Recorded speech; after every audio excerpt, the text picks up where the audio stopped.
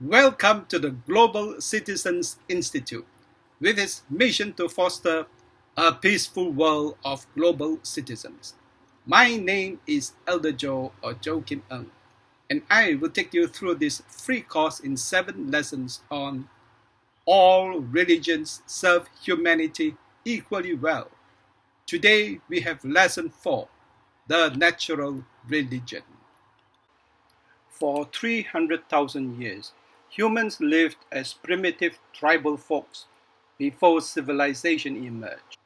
Dotted around the globe were thousands of independent human societies, each one no more than 500 people who were related through lineage or marriage, as primitive folks lived in closely knit small tribal societies.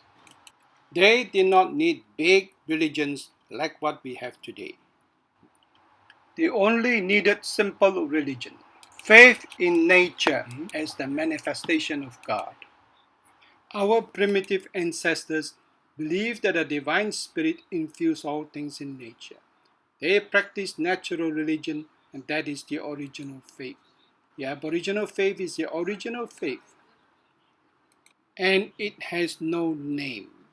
It is we civilized people who give names to the primitive religions to fit them into some classification. For example, the Spaniards gave the name Santeria to some African tribal religions. All the religions of the primitive tribes around the world are roughly the same because nature is one worldwide web of interconnectivity. In recognition of their striking similarities, all primitive religions are classified together as indigenous faiths. The fact that they resemble one another so much is itself a testimony to their underlying truth. This truth is that God lies within nature. God is nature, in that nature is the hand or face of God, to use idiomatic expressions. We civilized people, unlike the hunter-gatherer tribes, have devised very complex religions because of the need for religion to serve a political function as the anchor for civilization by uniting the citizenry through identical beliefs and rituals. Some 12,000 years ago, with the advent of crop planting and livestock herding, the small kith-and-kin tribal societies of 500 related folks began a transformation into mass civilized societies comprising multiple ethnicities and linguistic groups spread over much larger territory. When the population of each of these civilizations hit 1 million, big religion was devised to serve as the anchor in bonding everyone within the same civilization together. This called for strict conformance to a set of doctrines and rituals. The natural religion of the primitive folks is abandoned in favor of a culturally processed religion. All civilizational religions are culturally processed because they reflect the culture of its root people, the people who developed that religion. Hence, all our civilizational religions differ from one another in their doctrines and rituals. What is the difference between natural and processed?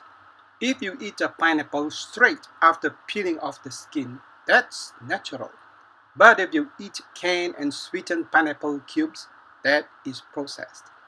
Natural religion binds the primitive folks to nature, and the remarkable fact is that it is a universal faith so much alike all over the world, except for geographical adaptations by each tribe.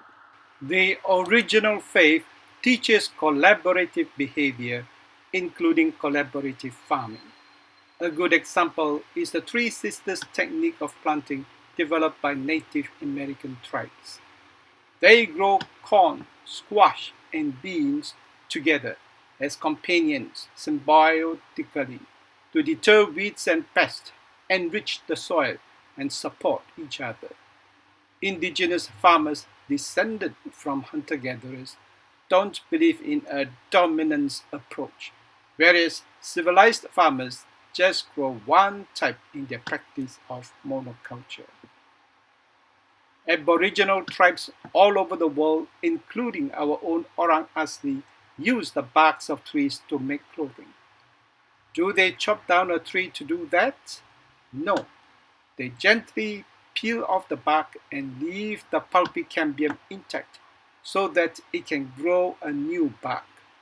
When civilized loggers, such as in Malaysia, want a bit of timber, they chop down 1 acre of forest trees. Everything is destroyed, including the ground cover. What do all our 12 civilizational religions bind us to? We are told that they bind us to God. But if that is true, why are they not in the forefront of nature conservation? Your religion must bind you back to nature rather than spend time converting non-believers and seeking world dominance. You must break out of the bipolar communal mode, the mode of thinking that separates your religion from other religions. All our 12 world religions must undergo a transformation and adopt the universalism inherent in the Aboriginal faiths, the faith in nature. Ensure that all your beliefs and rituals are in harmony with nature.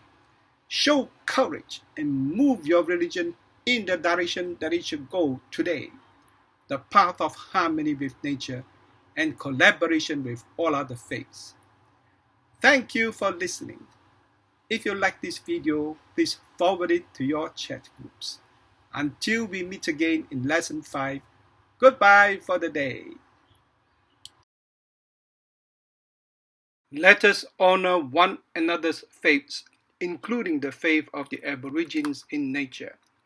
For too long, the Aborigines around the world and in our own country have been marginalized and made the objects of conversion by missionaries.